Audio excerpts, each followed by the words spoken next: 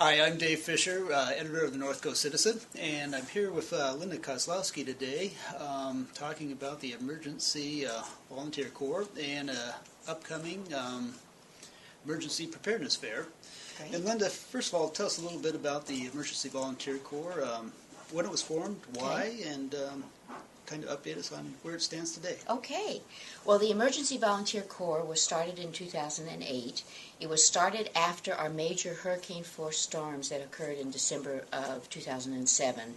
At that point, the Nehalem Bay region was isolated for up to 5 days. We had snow on the ground, we have an aging demographics, and so we had just what was a major disaster. At that point, our public safety and fire chief, Perry Sherbaugh, was just about the only one that was responding to the emergency. He was in the Manzanita fire station, and he was responding to that emergency. Within 20 yards of where our operations were, there were volunteers who really wanted to help, but had no way to help. So in February of 2008, we had a public meeting, and we talked about what the opportunities were and what the challenges were, and we had a huge turnout. We had a public turnout of over 100 people. We introduced for the first time the Map Your Neighborhood concept. We had 15 captains sign up at that point, and that was the beginning of the Emergency Volunteer Corps. Today we have operations that include Map Your Neighborhood. We have a CERT, a very active CERT with over 60 CERT members. Our Map Your Neighborhood, almost 50% of Manzanita, it has captains and is mapped. Almost all of Neocani is mapped, and Wheeler is mapped, which means that there's a captain that's responsible for a neighborhood community and preparedness in the case of an emergency. So it's really the foundation of everything we do. Since that time, we've started the CERT. We have a Medical Reserve Corps headed by Dr. Margaret Steele. We have a very active Red Cross volunteer corps here that does a lot of work in training, preparation, CPR courses, first aid courses. We have an amazingly active emergency communication team of ham operators that are trained to be ham operators and really is a major communication resource when the communication lines go out.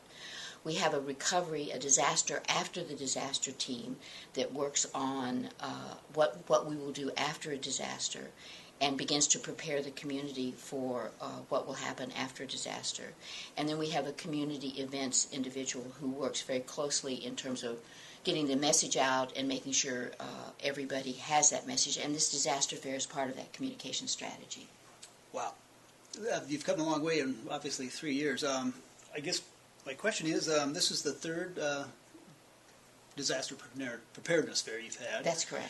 And what's been the public response to these so far? And obviously the idea is to get people thinking about a disaster, how to prepare for it. Right.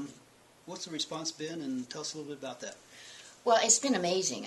This community is an incredible community, and our region is essentially the Nehalem Bay region, so we cover Manzanita, Nehalem, and Wheeler. And the response has been extremely positive. And what's even happening now is that we're reaching out to Tillamook County as a whole. So we'll have people from Cape Mears, from Pacific City. We'll have the commissioners, the Tillamook County commissioners here.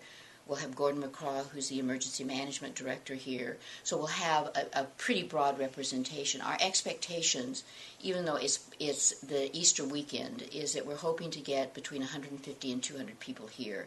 The real purpose here is to train people in how to take care of themselves. When an emergency occurs, we really can't depend on public safety individuals. They're going to be taking care of the bigger issues. We really need to know how to take care of ourselves. And this expo, actually we're calling it an expo this year. We've changed it to Disaster Fair had kind of a negative tone, so it is Disaster Preparadness Expo. And it really will be focused on how you take care of yourself. I think one of the biggest examples, along with what the Map Your Neighborhood and CERT exhibits, will be our new WASH exhibit, and that's water, sanitation, and hygiene. After an emergency, if there's a major earthquake, we will lose a lot of the infrastructure. So how does the community deal with that after a disaster? Also, the issue that we found is that in this area we have more water than we'll ever need. But after disaster, we won't have clean water. So what is the easiest, most cost-effective way to make sure that you have access to clean water and that you are hygienically taken care of so there's not spread of disease? Great. I'd just like to add that one of the things I'm most proud of in this community is the community as a whole. We have over 300 volunteers. Probably over 75 volunteers have helped to set up this expo and have given of their time and energy, and it's going to be fantastic. I really encourage everyone to come.